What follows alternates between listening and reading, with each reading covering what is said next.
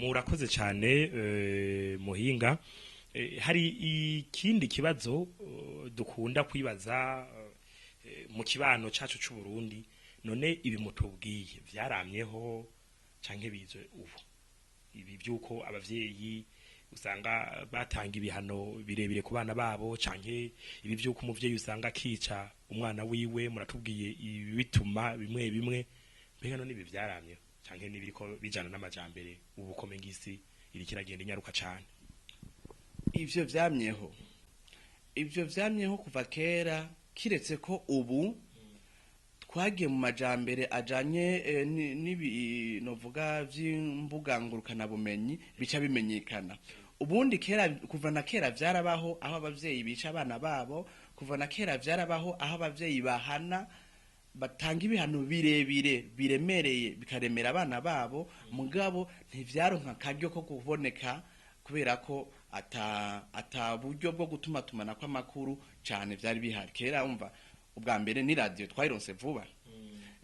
Rero mu kibano barabibona, mu kibano barabwira ico babikoze ko, mugabo ntivyamenyekana nkuko bimenyekana ubu. Rero nimba bishikaho tumenya ngo ku mutumba kanaka umuvyeyi yatse ubuzima umwana wiwe, nimba bishikaho tubona ku mutumba kanaka umuvyeyi yahohoteye umwana wiwe yamuhanye birenze, canke ugasanga amuhana atani kosa yakoze bivanye n'umubano afitaniye n'umufasha wiwe, ubu biboneka kubera ko hariho uburyo bwo kuvyerekana. Ubundi kuva kera vyamyeho. Murakoze cyane. None mu gihe umuntu bishitse akica umwana wiwe, mbega muri we mu nyifato ziwe mu bikurikira yumva atekanye ku mutima, biba biheze nta kintu kindi ivyo bintu bishobora kuzana muri we kumbure nk'ubu bikamubuza amahoro, canke yumva mengo arashitse neza mu kibanza yari karipfuza cyo gutekana? Ego, mu gihe abikoze mu mwanya wa mbere yumva mengo aratekanye. Mu mwanya wa mbere yumva mengo aratekanye, mugabo uko umwanya ugenda niko bimukomeretsa gusumba. Kuko burya ikibano cy'umwana n'umuvyeyi murajya amezi 9 ni ikintu gikomeye cyane. Ni ikintu gikomeye cyane. Na tutoreka ajya amezi 9 dufatiye umwana wo mwigeme kijya kiringo cy'ubutinyanka, ni kiringo gikomeye cyane ku mwana wo mwigeme. Rero iyo bishitse akaka ubuzima umwana wiwe ni gikomere kuri we kandi kizomuherekeza.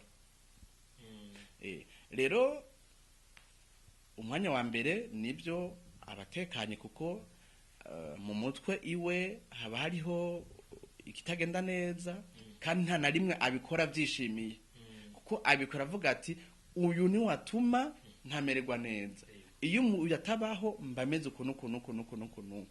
Rero no kuvuga ngo araraba imbere yiwe ubuzima bwiwe, akaraba n'ibintu ariko arabamwo bikamuremera, kuko ataronse ubufasha bubereye ngo butume agarukana kugira icizere muri we no kumva yuko yobandanya ab'umuvyeyi. Ico cizere amaze kugita, hanyuma akacaguma haza izindi ngorane ziza zitsindagira bya bikomere afise, yumva umengo aratekanye umwanya wa mbere. Mugabo uko umwanya ugenda niko nawe agaruka kuzirikana ivyamubayeko bikamubabaza cyane. Nico gituma mu gihe bibaye nuhamagarira kumbure leta n'abajeje ubutungane hamwe n'igipolisi kubanza gutahura icatumye uwo muntu ashika kwico caha. Hanyuma nivyo yakoze icaha kandi yo gihanirwa bitufatiye ku mategeko. Mugabo harakeneye izindi ngingo mperekeza zotuma atahura ivyamubayeko, zotuma yitahura akumva ko abandanya ari umuntu, hanyuma tukagerageza gusohoka mu ivyo mikomere agakira. Ego.